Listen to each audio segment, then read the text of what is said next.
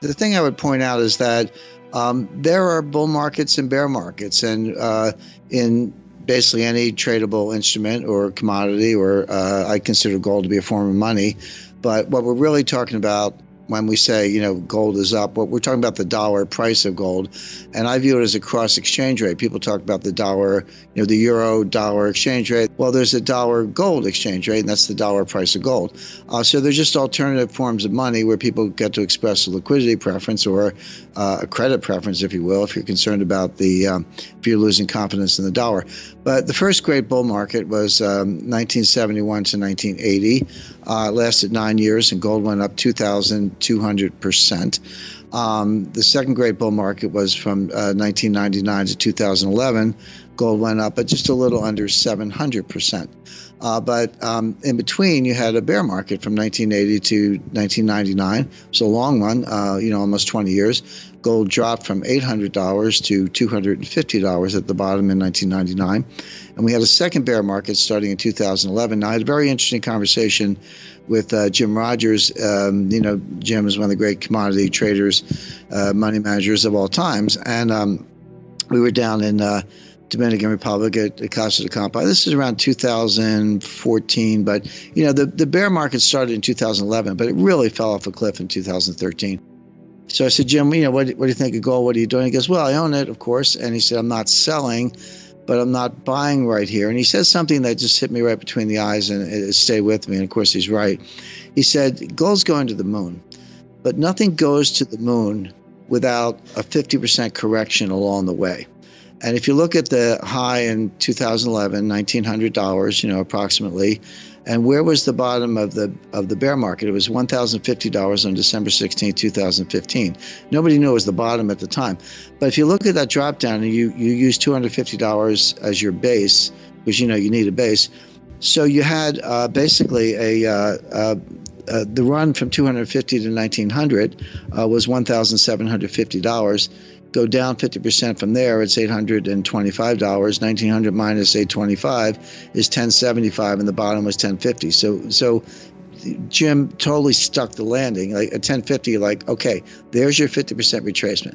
Now that's the bottom. Now it's going up, and the sky's the limit. Well, we're not overheated at all. I've got gold at I would put it at $15,000 an ounce before 2025. But as I point out, if you're going to $15,000 an ounce, you got to get to 3,000, 5,000, and 7,000 first. So there's plenty of room to run, plenty of room for profits. But when I say things like that, I want to be clear. There's a lot of analysis behind it. I don't just pull a big number out of the air and for publicity, because I could care less. But if you just took the average, there are a couple ways to think about it. Just take the average of the two prior bull markets I mentioned. So 71 to 80, 9 years, 2,200%.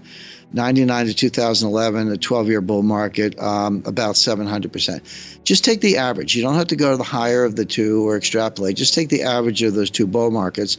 You would say, okay, well, the next bull market is going to be a little over 10 years, and it's going to go up. It's going to go up 1,500%. So using that as your base, just take the average of the two. You say, all right, 10 years from 2015, that puts you out to 2025. And at 1,400%, it puts you at $15,000 an ounce off a 1050 base. So that's just history. But there are other ways to think about it. Now, I don't know if there'll be a gold standard or not, but I do know that gold will move, the price of gold will move in the direction of where it would need to be if you're going to have a gold standard. And I talked to Paul Volcker about this, and he agreed. If you just took the money supply, so just take M1, which is a pretty widely accepted definition of money supply. Take it for the U.S., the ECB, UK, Bank of Japan, and People's Bank of China. There are other entities you could include, but that's over 75% of global GDP right there. Divide that number by the official gold, which is about 34,000 metric tons, a little bit less, you come to $15,000 an ounce.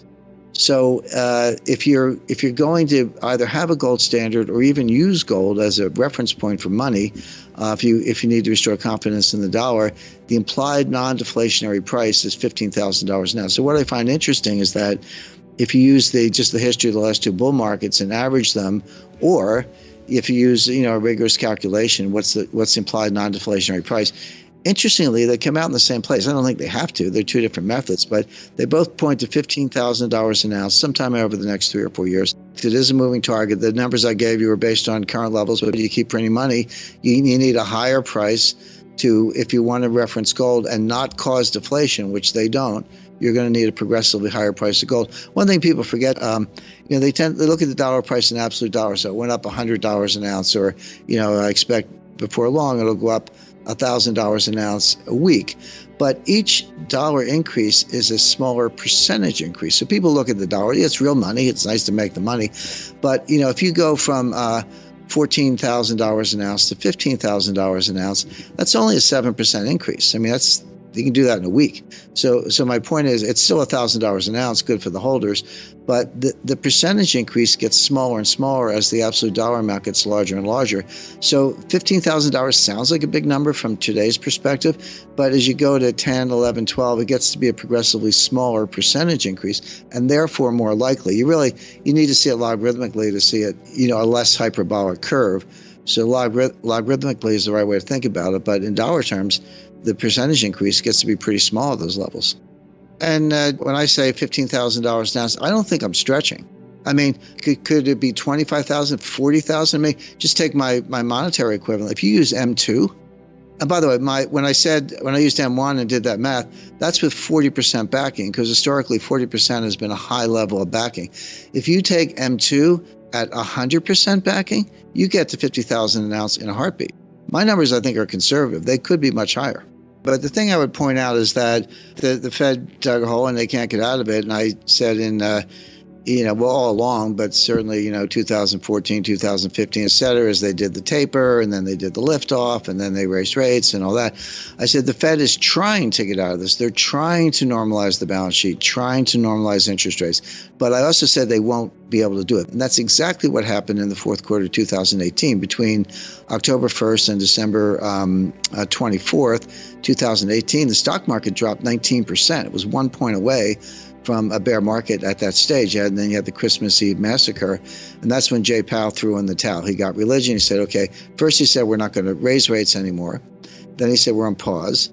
Then he said, we're actually going to cut rates. And then 9 months later, he said, we're going to end quantitative tightening, which was reducing the balance, the money supply. And then in September 2019, they started QE4, which is that was before before the recession, before the depression, before the pandemic. They were already in QE4 and cutting rates again. So they can't get out of it. Now it's worse. So they prove that the failure is manifest. They prove that they can't get out of it. And what can they do? By the way, on monetary theory, I mean, you say, what's the secret behind I think it's garbage, by the way, but you say, what's the secret behind it? Well, the secret behind it is if you can issue debt and collect taxes in the money that you print, you can force people to accept the money because they need the money to pay their taxes. And if they don't pay the taxes, they end up in jail. Now you can get extensions or do whatever, but at the end of the day, if you manifestly refuse to pay your taxes, they will come and put you in jail. And the point is, it relies on state power. It's really a neo-fascist concept. It relies on coercion, the point of a gun, jails, and state power to enforce the confidence in money. Now and they say that. I mean, I've read Stephanie Kelton. She's the bright light. I mean, this goes back a long way, but I've met her, read her books and her book, I should say, and her articles. But they're very explicit about that. Now, I think that's completely wrong because there are so many workarounds and so many ways to get out from under that kind of state power. But they do rely on state power at the end of the day. So that's why it has this neo-fascist element. The Fed will not be able to get interest rates to 5% without causing a recession, not to mention the impact on the deficit and a lot of other things. So the Fed can't escape the room. So if inflation stays where it is, the Fed can't get interest rates to a real level without causing a recession, which will sink the stock market. But even if inflation comes down a little bit, that'll be a sign of recession. So you're raising rates into a recession, which will cause a recession. You end up in a recession either way. It's just a question of whether the Fed persists or throws in the towel. Now, we've seen this movie before. What's going on is an exact replay of what happened between 2013 and 2019. May 2013, Bernanke announces the taper. Expectation is they're going to start the taper in September. He chickens out. They start the taper in November 2013. They finish the taper in November 2014. Then here comes Yellen. She's going to raise rates. Take out the word patient from the statement. She doesn't raise rates until December 2015.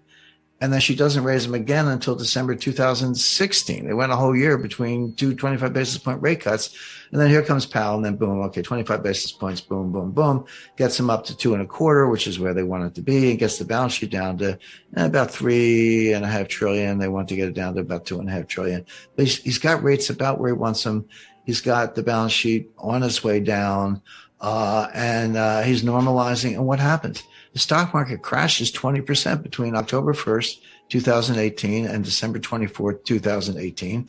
That was the famous Christmas Eve massacre where the stock market fell 3% in one day. But the Fed's still tightening. The Fed tightened like a week before the Christmas Eve massacre. They tightened into the weakness. They were getting very close to crashing the stock market. They took it down 20% in 3 months, getting close to crashing it. So what happens next? First week of January, Powell comes out. Okay, we're not going to raise interest rates anymore. We're going to be patient. These are all these code words. We're going to be patient. Then he starts cutting rates. Then he starts QE. I forget if it was 8 or 9, whatever. Lost track of QE. He starts QE 8, let's say. And then that takes you into 2020. And here comes the pandemic, and rates go down to 0. And the balance sheet goes to $7 trillion. They were back where they were in May of 2013. Except worse, because now the balance sheet was even bigger than it was then. A complete failure. So who thinks they're going to be more successful this time? They're doing the same thing. It's going to happen faster this time because the market saw that whole 7-year fiasco from May to 2013 to May 2020, a 7-year round trip failure. The same thing's going to happen, but it's going to happen faster this time because the market knows that the Fed doesn't know what they're doing. So the Fed's tightening into weakness. One of two things is going to happen. And it's not clear which, but it's going to be one or the other.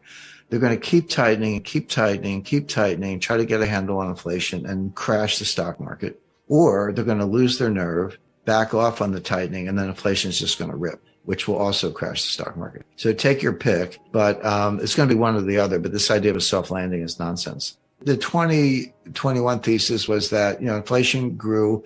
Part of it was base effects because, the way the government calculates inflation, it's monthly data compared to the year before. So it's year over year, monthly, then annualized.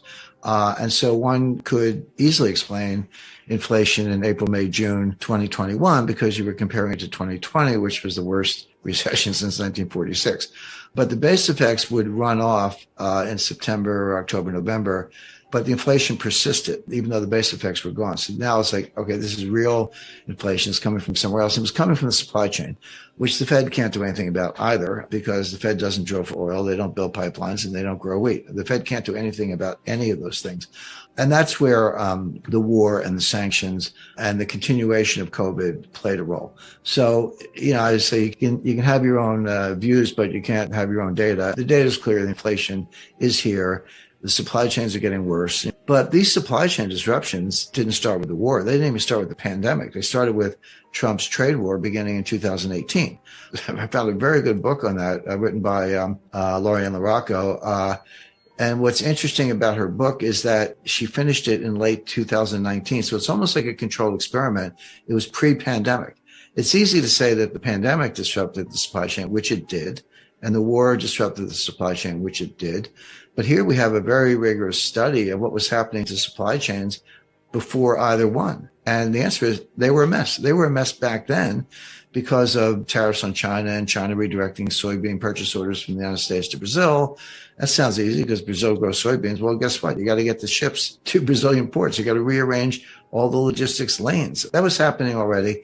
Pandemic made it worse, and now the war makes it even worse than that. Yeah, the world is breaking up. We're decoupling. Globalization is over.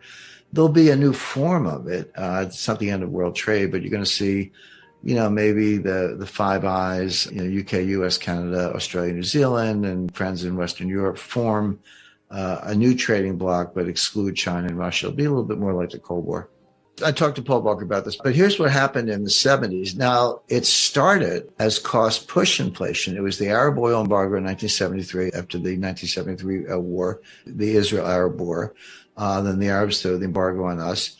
the price of oil quadrupled. It went from $3 a barrel to $12 a barrel. It sounds cheap, but that's a 300% increase.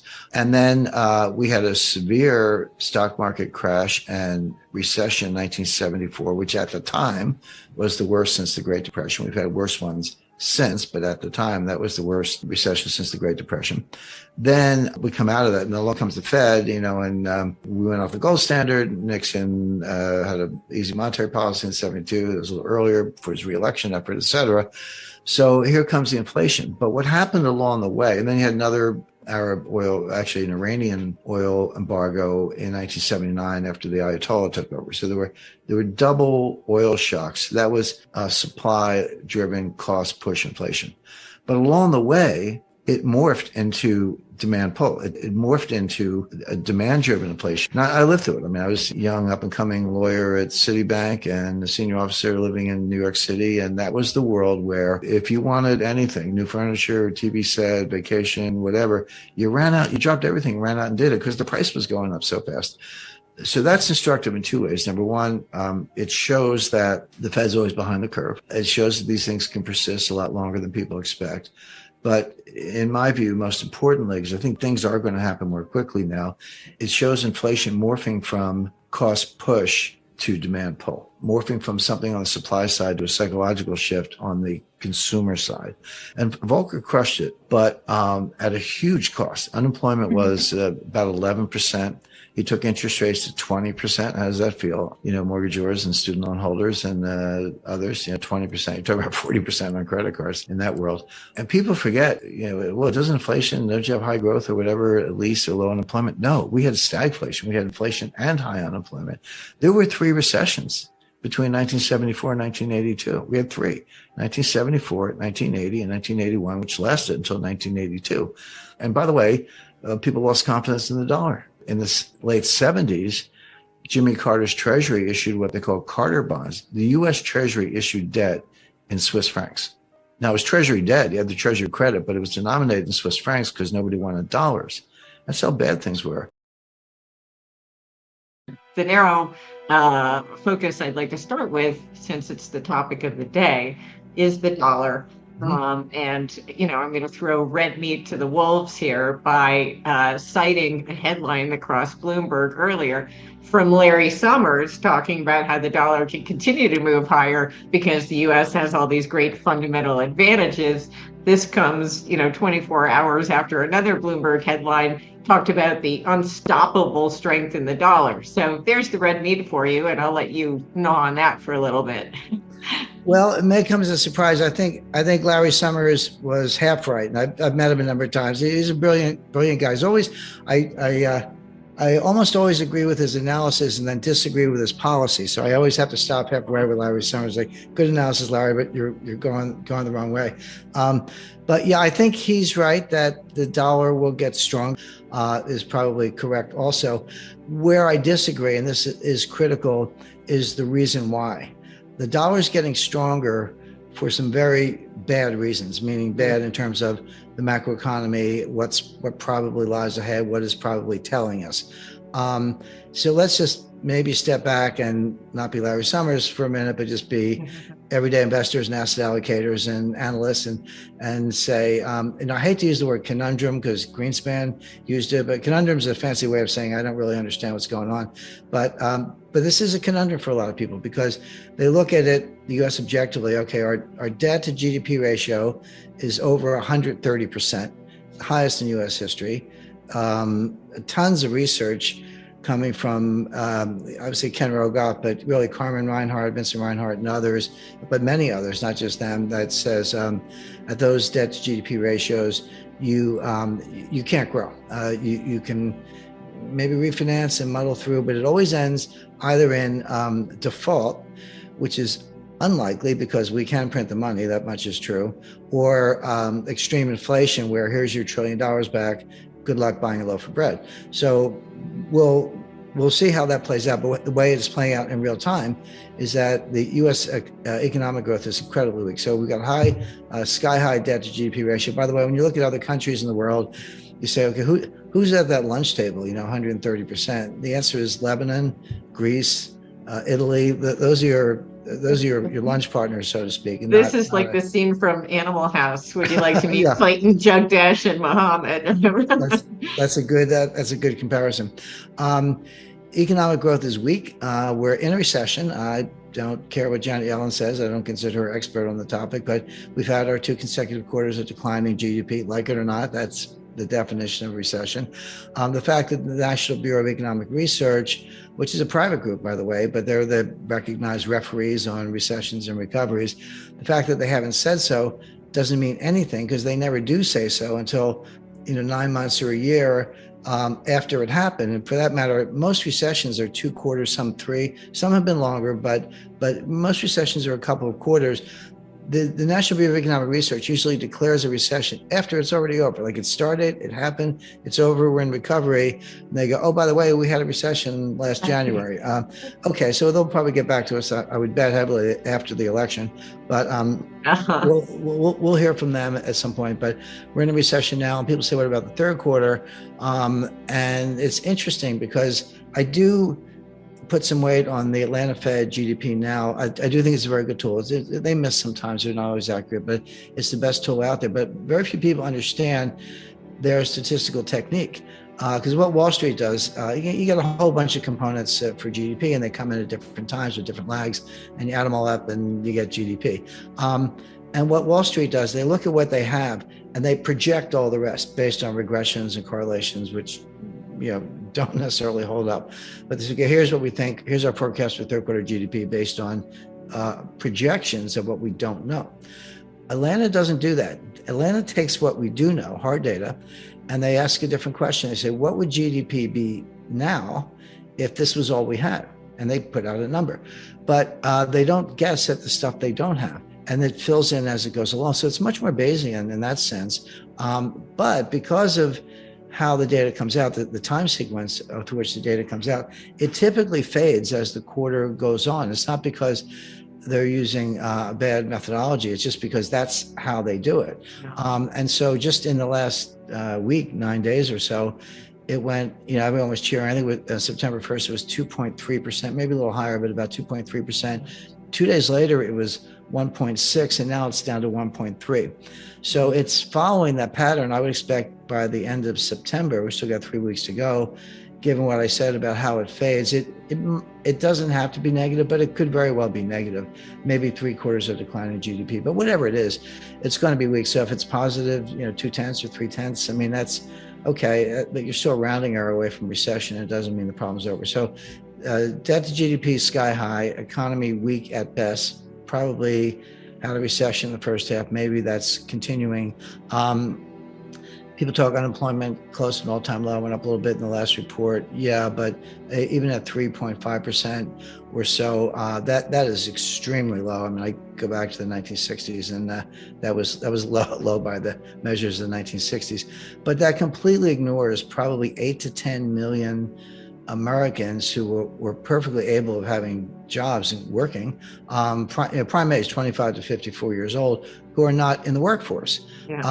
That measure is picked up in labor force participation rate, which is low. I mean, that peaked around 70% in 2000, up from the 1970s, and that was women coming into the workforce and other factors. But now it's down to around 62% and change. It ticked up a little bit in the last report, but it's still extremely low. It's never 100. I mean, there's always, you could be a homemaker, a student, they're retired, early retirees. There are a lot of reasons people aren't in the workforce, but not taking 10% off or 14% decline from the starting place in over 20 years. That's so if you throw those people into they're not called unemployed because they're not looking for jobs, but if you threw them in, unemployment would be closer to 10%, which is a recession or a depression level, actually. So, and I could go on, but the point is there are all kinds of signs of weakness. So, I forgot the deficit, where, the baseline deficit is $1 trillion. That's before an extra $2 trillion for Trump's COVID relief, an extra $3 trillion for Biden's COVID relief, if you include the ludicrously named Inflation Reduction Act, right. and the American Rescue Act and the Infrastructure Act. call it what you want. It's still 3 to 4 trillion. Yeah. 2 for Trump, that's 6 on top of 2 baseline. That's $8 trillion in 2 years. So your deficit's out of control and your trade deficit's out of control. So what's not to like? And yet you look at all that and say, what, are you kidding me? I mean, get me out of the dollar, go get anything else.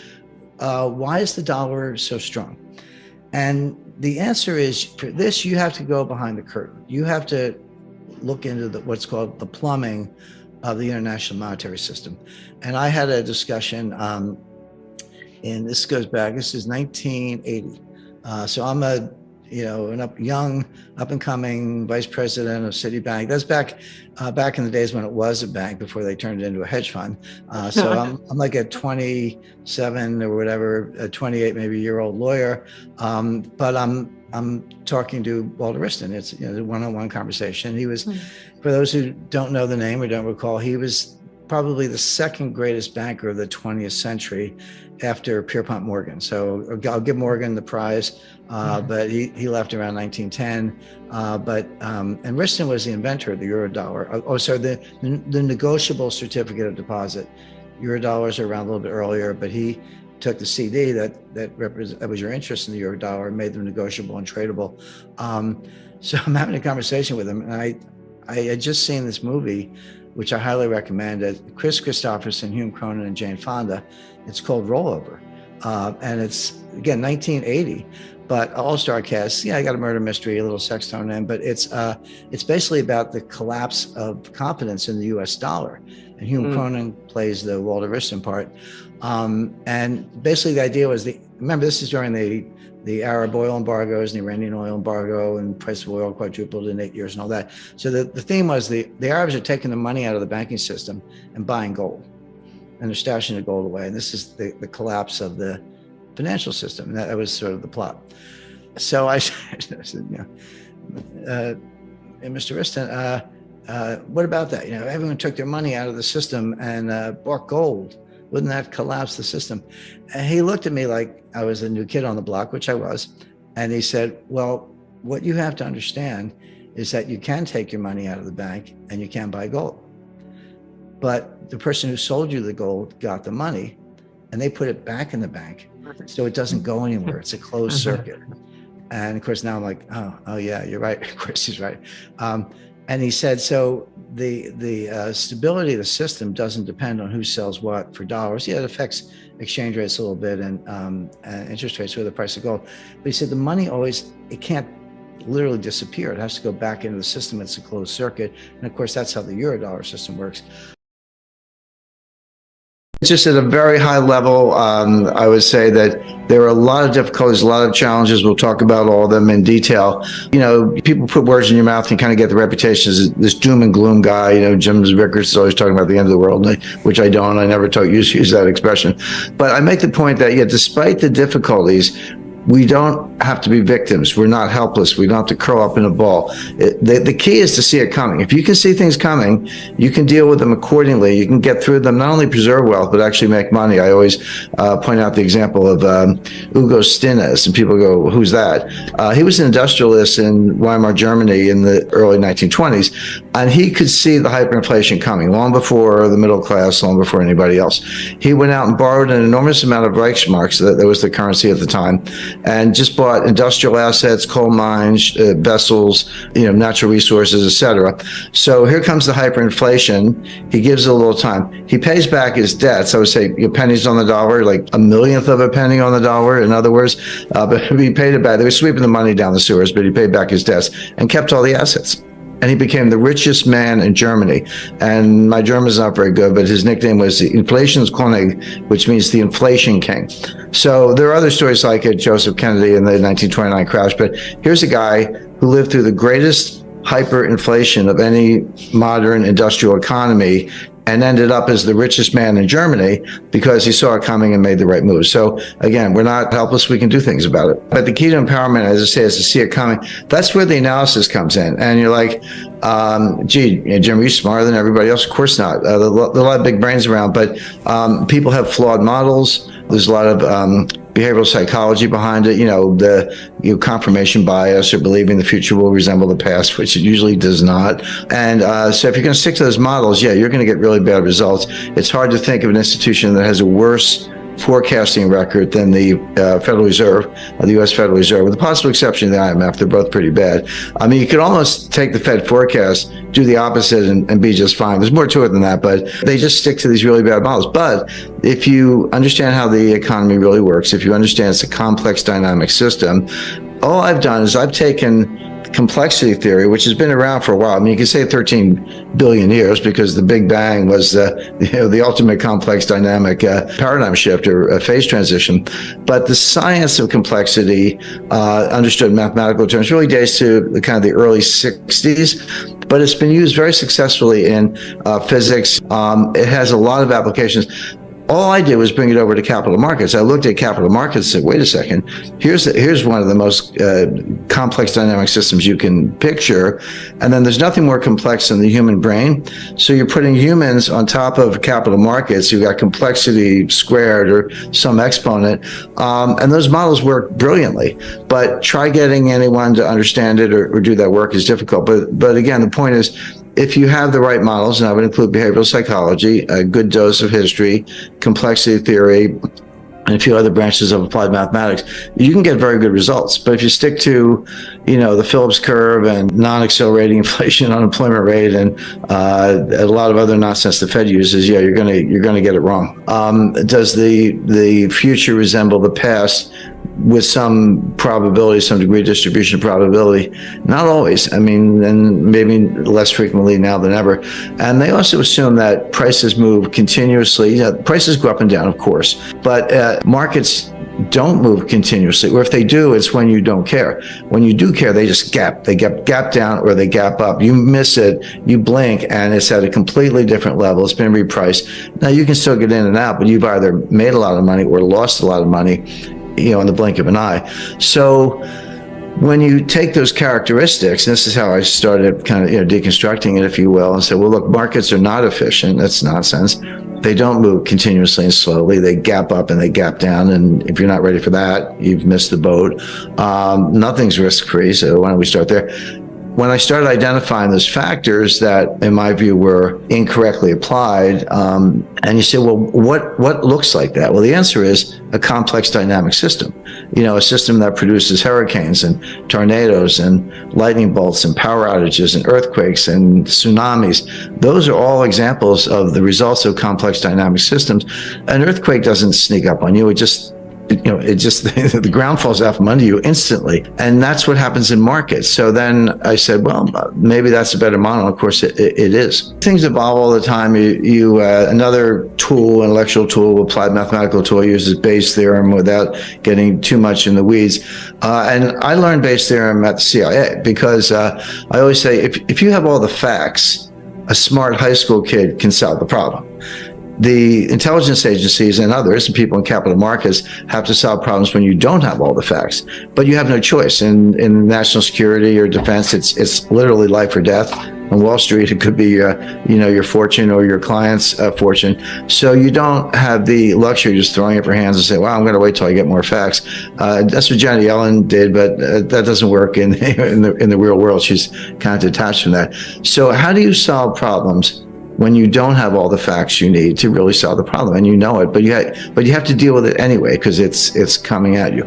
Well, Bayes' theorem says assign an initial probability, a priori assumption. Just not make it up, but do the best you can, recognizing that you're going to fall short, that you've got missing pieces in the puzzle, if you want to put it that way. And if you have no facts at all, and it's a binary outcome, give it 50-50. It's like, it's not quite 50-50, but red or black on a roulette table, it's a little less than 50-50. It was close enough. You say, it's either going to be red or black, don't know which, I'm going to give it a 50-50. And then what you do, this is what statisticians hate, you update it based on subsequent facts. As new facts come in, you put them back in the model, you update it, and what you'll discover is that your probability either goes up or down. Well, if it goes down more than a certain amount, you discard it. You say, well, that's wrong. I just do it again.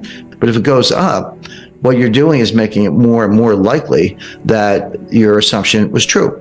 And so eventually you can get up to the 80, 90% level. Now that's not 100%, but it's pretty darn good. But there's a tension, which is, okay, as you're updating, and this is something that was explained to me by Henry Kissinger. So imagine a simple graph, and the vertical axis, the y-axis, is the probability of a certain outcome, and the x-axis is a timeline. Basically, you convert that into the amount of information you have. How much information do I have? How much time do I have to make a decision? Well, at zero, at the outset, you have no information, or very little. But you have a lot of time. You have a lot of degrees of freedom. But as you move across the x-axis, as you move down the timeline, what you discover is you get more and more information, which is a good thing. So that curve is going up, but you have less and less time, fewer degrees of freedom. That curve is going down. So when you get all the way to the other end, it's like, hey, I have perfect information, but it's too late. It's over. I miss either, war started, or I lost all my money, or something bad happened. So what you look for is the sweet spot in the middle, call it the Kissinger cross, where I have enough information to be smart, but enough time to have degrees of freedom and be able to act. You look for that sweet spot in the middle, and that's when you act. And with a little humility is a very good tool, a good addition to the formula. So in as I say, in the CIA, you never have enough information. You're always trying to get more, but you have to do the best you can, and kind of make assumptions and make forecasts, because you don't have the luxury of sitting back. You can't wait for 10 9/11 events so you can have a good statistical base. You got one, and you want to prevent the next one. What has been happening in the U.S. economy? The Fed prints all this money, yet that money doesn't lose a lot of value. Look at the exchange rate of the dollar versus other currencies. We've had this massive explosion of money printing, big increase in the Fed's balance sheet. But on a relative basis, the dollar hasn't lost a lot of value relative to other currencies, despite the fact that we've dramatically increased the supply.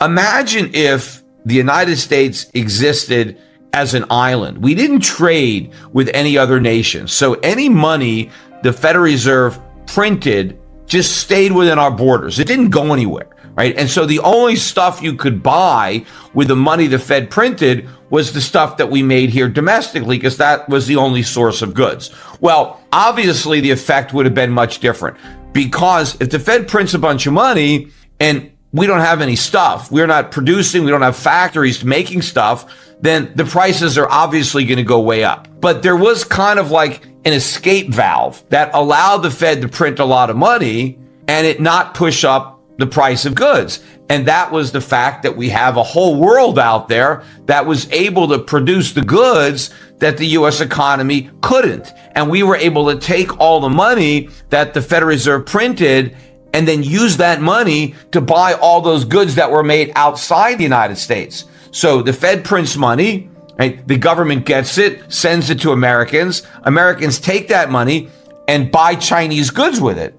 And now the Chinese send us their goods, and we send the Chinese our money. So the money the Fed creates is shipped abroad. So it's not in America bidding up prices, but now the goods that the Chinese produced, they get shipped to America. So now we have all those extra goods to keep a lid on prices. And if you look at the breakdown of the CPI between goods and services, if you just look at services, you've seen a substantial increase in prices, even with the government rigging the CPI, because the cost of services has actually risen by more than what the government admits. But if you strip out goods, you'll see a much bigger increase in prices. Why? Because we can't easily import those services. There isn't a foreign alternative. You can't outsource that stuff because the services have to be performed locally. But when it comes to goods,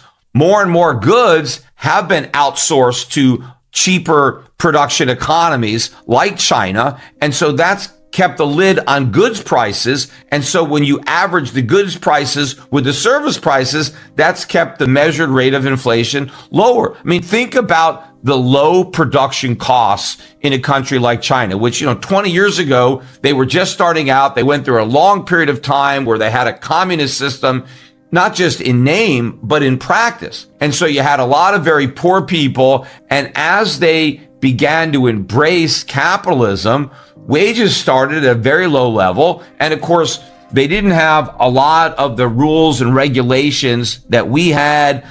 They didn't have all these environmental protections. And so the cost of manufacturing and the cost of labor, capital was all much lower in a country like China.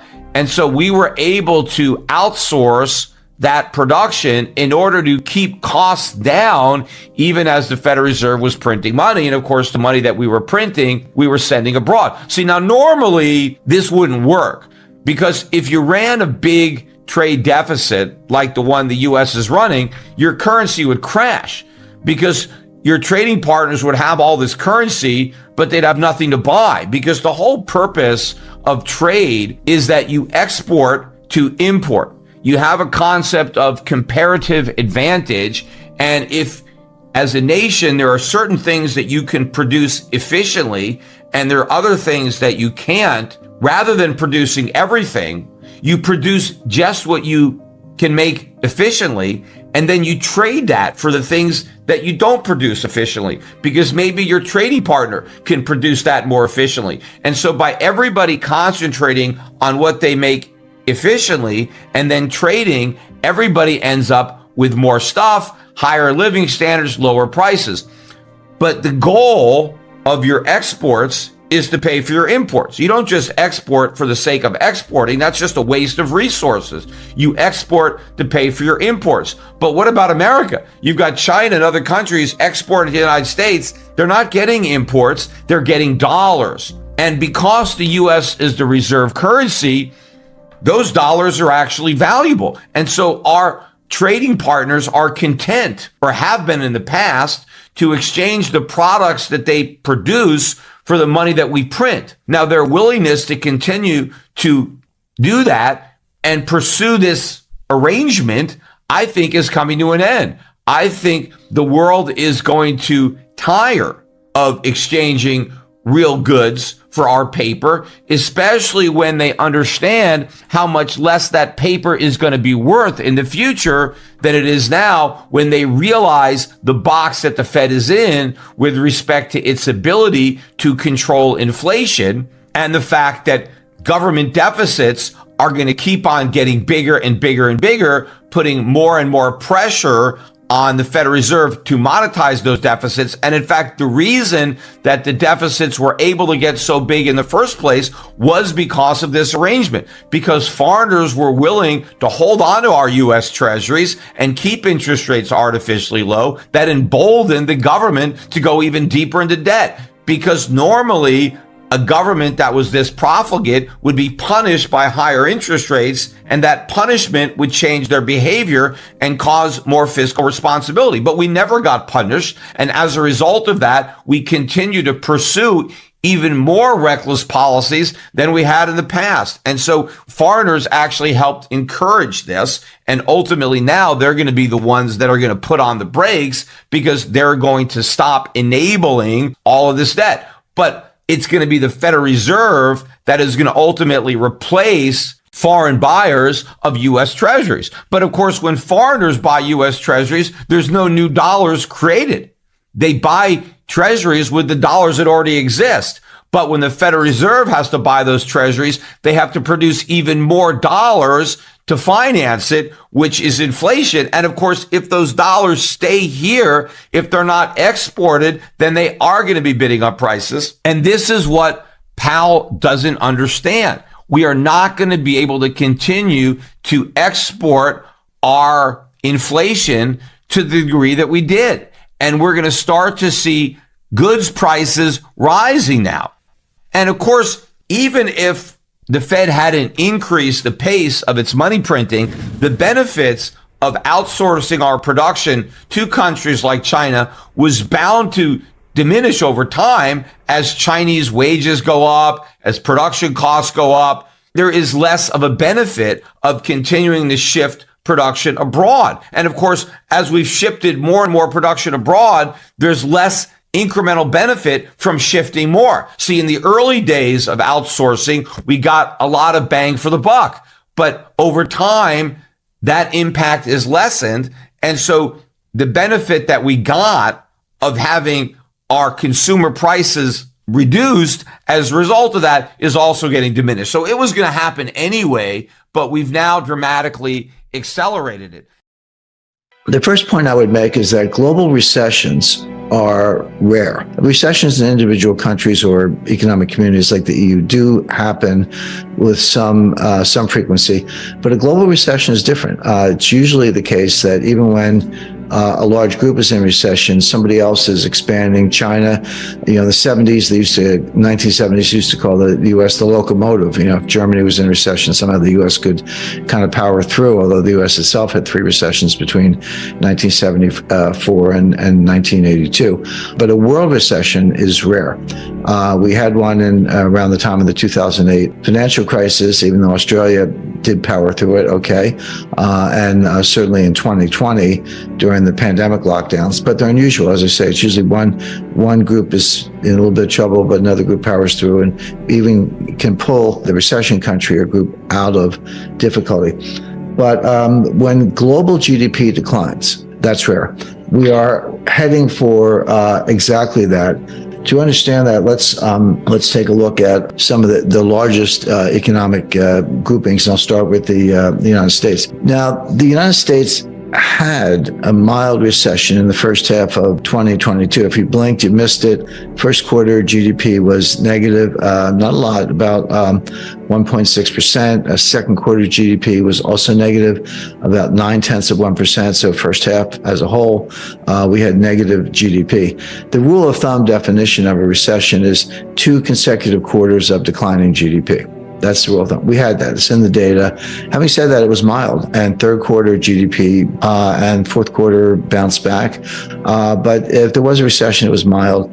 What I'm talking about is a much more severe recession, much more difficult, much sharper drop in economic output, beginning about now, with rising unemployment, slowing industrial output, slowing retail sales, and importantly, for investors, a very sharp decline in inflation. So this is one of the kind of mystifying points about the U.S. stock market. I mean, it seems straightforward to me, but market has their own dynamic. They're saying, well, if the Fed raises rates the way I described and they cause a recession, the Fed's going to have to cut rates. That's called the pivot, the Fed pivot, and lower rates are good for tech stocks, so buy stocks. But think about that for a second. What if inflation comes down faster than the Fed thinks? And I think it may, by the way. I'll return to that. What if inflation comes down really fast and they get to the target rate sooner than they think? Does that mean they might have to cut? Well, it might, but what's good about that for stocks? I mean, if that happens, no one ever says, why did that happen? They just say, well, inflation may come down, interest rates may come down, so buy stocks. It's like, well, inflation may come down, interest rates may come down, but if it does, it's because we're in a very severe recession, exactly what I'm forecasting. And so if that's the case, stocks are going to plunge, 30, 40, 50%. So don't root for lower rates, or if you're forecasting lower rates, understand what that means. It doesn't mean the Fed chickened out. It doesn't mean life is wonderful and you should buy tech stocks. It means that we're in the very severe recession that I described, and I think we will end up there. And therefore, stocks are going to plunge. So, be careful what you wish for, as they say. My forecast is, yeah, they are going to raise rates. They're going to over-tighten. They're going to cause a very severe recession. And when they do, they may pivot at that time, but it won't be for good reasons. It'll be for very bad reasons, meaning we're in a recession and stocks have plunged. So don't buy into the Wall Street chatter as far as that's concerned. Because as I say, the Fed's going to over-tighten. Now, why doesn't the Fed know this? Well, because they never know, because they have the worst forecasting record of any institution I can think of. Their entire history since 1913 is one blunder after another. And this will just be the latest in a long series. And so just to kind of summarize, the Fed's on a course. We know exactly what it is because they told us. All you have to do is listen to them and believe them. They're going to raise rates, let high rates do its work, do their work, and see the inflation come down, and maybe in 2024 cut rates. What I expect is they are going to raise rates for the next couple of meetings, exactly as I've described, but they're going to over-tighten. The signs of recession are already present. The Fed's not looking at them. I'll come back to what they are, by the way. And we'll be in a very severe recession for a lot of reasons. And that's going to mean a plunge in stock prices. So if the Fed cuts rates, don't cheer too loudly, because it'll be in a world where severe recession, higher unemployment, and crashing stock prices are the norm. I'd like to finish on can't call it a happy note, but global liquidity crisis. Now, I talked about a global recession, and people go, well, isn't that like your liquidity crisis? No. A recession or a depression is very different than a liquidity crisis or a financial panic. They're two different things. They can and do happen separately. In 2008, we had both. In 2008, a recession or depression and a financial panic converged. So they can happen together, but they don't have to. They can happen individually. What we're in for looks like a global financial crisis and a global recession at the same time, coming sooner than later. Now, why do I say that? There's a global dollar shortage. People go, wait a second. The Fed printed $9 trillion, which they did in 2020. It's come down since then, but they did print that much money. How could there be a global dollar shortage? Well, what people don't understand is that behind the curtain, off balance sheet, this is off balance sheet. You got to go read the footnotes and understand what you're reading. There are $1 quadrillion of derivatives. And for those not familiar with the Q word, 1 quadrillion is 1,000 trillion. So I just said the Fed printed $9 trillion. Maybe it's down to $7 trillion. Yeah. But you have 1,000 trillion of derivatives. And they have to be supported with collateral. Not 100%, not even 10%. I mean, kind of 1% or 2% is enough. But when you're in a liquidity crisis, banks are extremely choosy about which collateral they'll accept to support this quadrillion-dollar inverted pyramid of derivatives. And right now, what they're saying, because this evolves, it gets worse. It doesn't happen overnight. It can become acute overnight, but it happens over the course of a year or longer. What we see, the banks are saying, I don't want corporate bonds as collateral. I don't want your mortgages as collateral. I don't even want 10-year Treasury notes as collateral. The only collateral I want are short-term U.S. Treasury bills. Treasury bills have a maximum maturity of 1 year, 360 days, but there can be 4-week bills, 8-week bills, 6-month bills, etc. That's the best form of collateral. It's the most liquid, easily traded, low volatility, easy to repledge. It's by far the best form of collateral. That's all the banks want right now. But if you're a foreign bank, you need dollars to buy the dollar-based collateral. If you want Treasury bills that are denominated in dollars, you need dollars to buy the bills. That's why the U.S. dollar is so strong. People go, wait a second. The U.S. has a multi-trillion-dollar annual budget deficit, a massive trade deficit, 132% debt to GDP ratio, $31 trillion in debt. You're going into recession. How can the dollar be so strong? The answer is everything I just said has nothing to do with the demand for dollars in international foreign exchange markets. What's driving the demand for dollars is the need to get dollars to buy dollar-denominated collateral, specifically Treasury bills, to post as collateral to support the $1 quadrillion of derivatives. And that's going to persist until the system crashes, which it's in the process of doing. We got through 1998, we got through the dot-com crash, we got through 2008, we got through 2020 and COVID. There's actually a good size market drawdown in 2018 between October 1st, 2018 and Christmas Eve, what I call the Christmas Eve massacre. Stock markets dropped 20% in under 3 months when the Fed kept raising interest rates, even though the economy was weakening. So they have seen those, but every single time it came back, even in COVID, March, April 2020, the stock market went down 30%. It did. I mean, just almost straight down. But by September, we were back to new all-time highs. And so it's not that they've never seen that kind of volatility, but they learned the wrong lesson, which is it always comes back. And we know why, because the Fed bails you out. The Fed floods the zone with money. The Fed talks it up, et cetera. But the counter example, in 1929, when the stock market did crash, it was down 23% over 2 days. It was like a 12% day and an 11% day in late October 1929. But it kept going. The stock market crashed in October 1929, but it bottomed in June 1932. That was a 3-year moving crash or rolling crash, whatever you want to call it, with some rallies along the way. And the total damage was over 80%, not 30%, not 40%, down 80%. And what people don't know, many people don't know, is you said, okay, then it rallied in 1933 and 1934. The Fed messed up again and blundered again, as they usually do in 1937, and threw us into a double dip. But if you ask people, okay, well, everyone knows the stock market crashed in 1929. When did it regain those highs? How long did that take?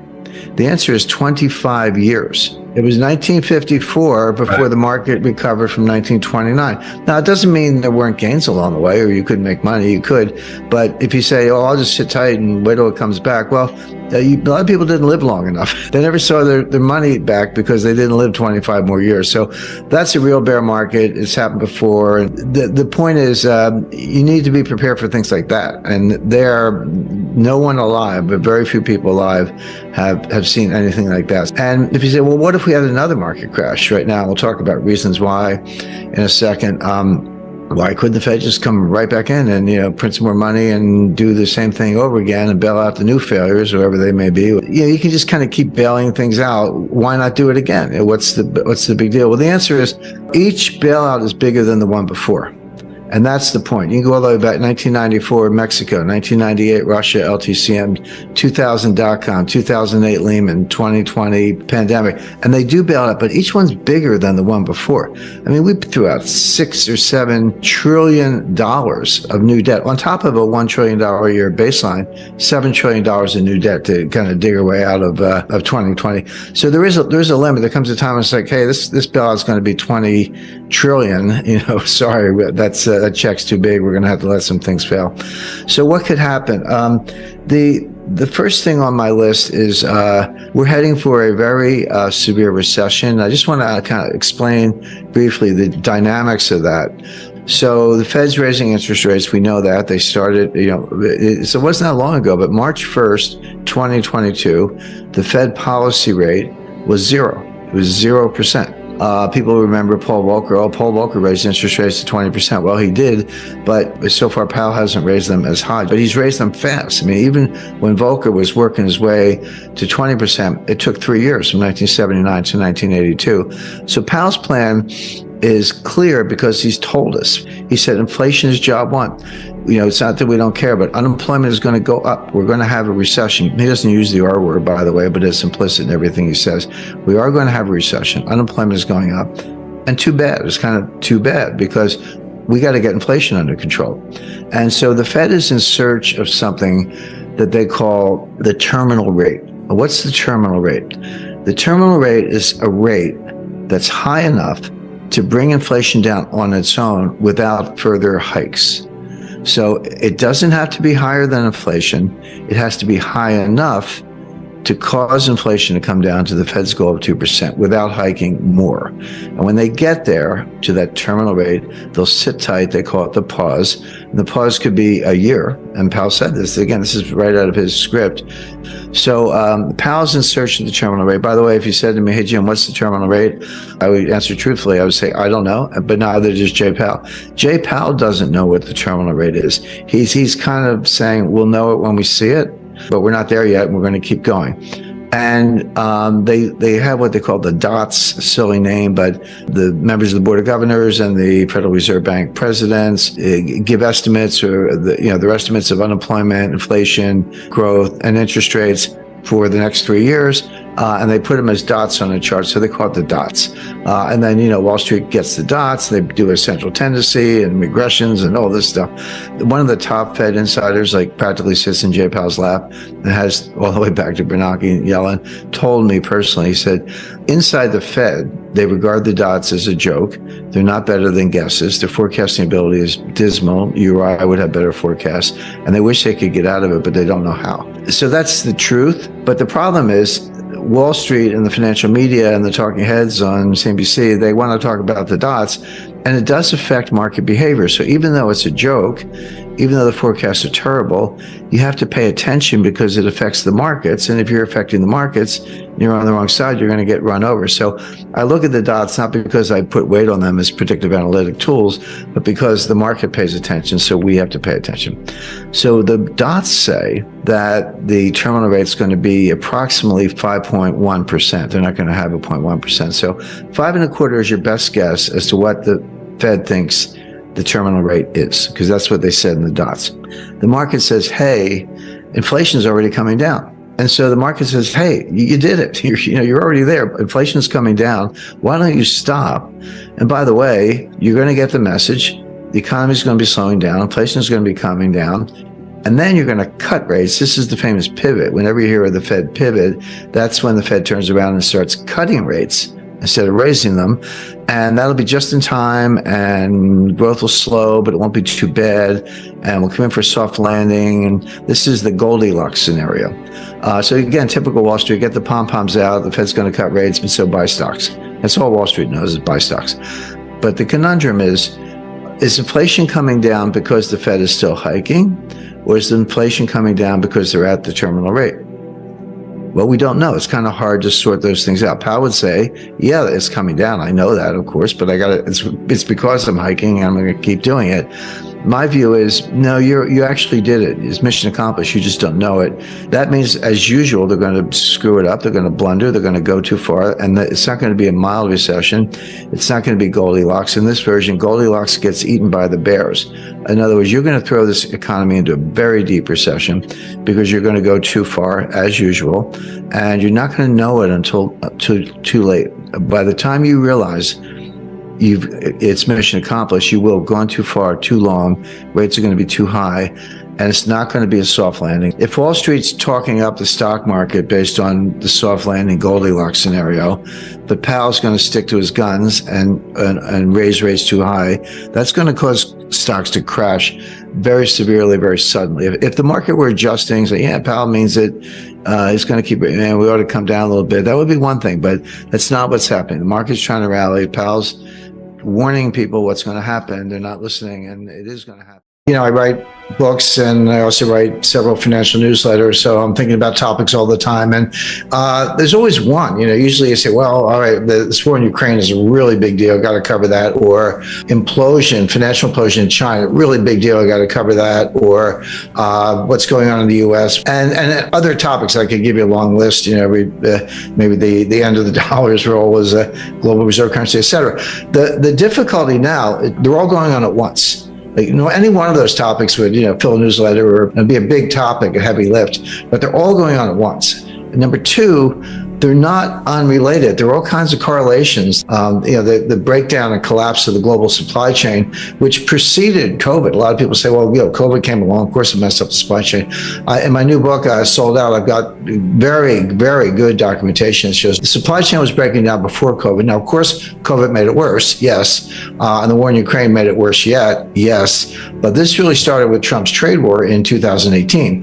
So that, like I said, there's a thread that runs through all these things. So when you ask me that, I'm thinking, well, you want to talk about China, Ukraine, supply chain, they're all a big deal. The war in Ukraine is the most important because it's highly, highly significant economically and strategically, but of course, it's a human tragedy going with it. If Chinese real estate implodes, okay, there's some hardship here and there, but it's not like people being killed or maimed or forced into refugee status. And that is part of what's going on in Ukraine. So that's probably the biggest single one, but I wouldn't miss the fact that all these things are going on at once. It's interesting because I do have kind of an international following, but there are certain pockets. There are certain countries where, there's interest in what I do, or my books are published in that language, et cetera. So I have a good German following, and of course the Germans want to know what's going on with energy, and Japanese followings. The number one question, because everyone's concerned about inflation, but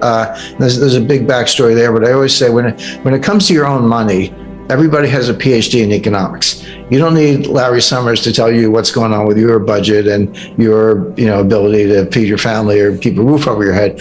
So people get inflation. It's one of the reasons it's so politically toxic is because it's unavoidable. You can't fudge it.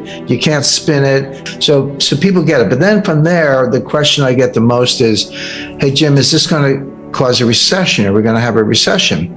And as recently as a few months ago, I would say, yeah, I think so. You can see it coming. And there's data. I never make statements like that without supporting it. There's a lot of whistling past the graveyard. The stock market is still greatly overpriced. There's still the buy the dips mentality hasn't gone away. It's still there. You got people like Jim Cramer yelling, And, there's institutional support, there's momentum trading. Of course, 95% of the trading is by robots. So all that's going on. So we haven't really seen the market collapse, stock market collapse that I would expect in association with a severe recession has not happened yet. This is just going to play out. It'll get worse as the year goes on. I mean, that is my expectation. I have my own models and I look at it closely. But if you listen to Michael Burry, Jeremy Grantham, Charlie Munger, these people have been around and they run, hundreds of billions, and they're saying the same thing. So, so every now and then someone will throw some statistic at me and I go, how long is your time series? And I go, we took it back 5 years. I was like, talk to me if you've done it for 100 years, because that's a little more meaningful. But Jeremy Grantham actually did do a 100-year time series and looked at bubbles all over the world, 1929 US, 1989 Japan, 2000 dot-com stocks, and many others. And he said he's never seen anything like it. It's the greatest bubble of all time, real estate, stocks, and other asset classes. So I do. That is my view, but it's shared by a number of other analysts. And again, you have to remind people. 1929, everyone's like, October, I think 18th or 19th. It was late October 1929.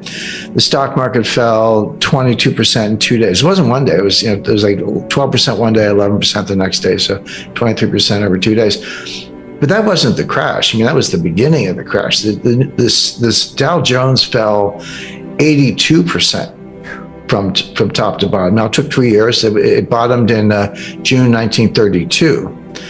Started in October 1929, so not quite 3 years. But that fell 82%. And that happens. So, we're down, NASDAQ's down, bounced back a little bit, down over 20%. We're in bear market territory. But that's just the beginning. That's not what a full bear market, market adjustment looks like in the face of the kind of recession that I expect. The soft landing is a myth. There's not going to be a soft landing. It's going to be a hard landing. That's not priced into markets. The markets are pricing in a soft landing. They're not pricing in a really hard landing. So you have what's called cost push inflation.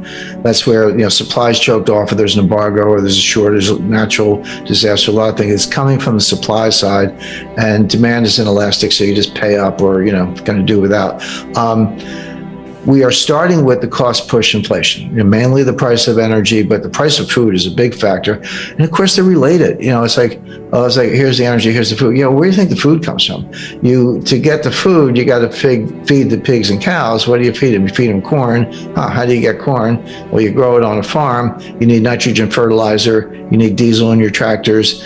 You get the food. You got to put it in a truck to get it from point A to point B. That requires diesel. The higher the diesel price, the higher the cost of food, because you're moving it by truck, etc. So these things, as I say, are linked. But food prices are going up substantially, and the two things you can't do without are gas in the car and food. So you have that cost push inflation, and you see that in inflationary expectations and inverted yield curves. And I'll come back to that because that's a really big deal. If you thought inflation was going to run away, as it did in the 70s, yield curves would be steeply sloping, and people would be in a frenzy to buy stuff. They're not. And the yield curves are not sloping, or upward sloping. They're inverted. They're going down. That tells you that, and we also see this in inflationary expectations. Inflationary expectations don't drive inflation here and now. What does is inflation here and now can feed on itself. Inflationary expectations don't drive it, but they tell you a lot. Their information rates, they tell you a lot about what people expect.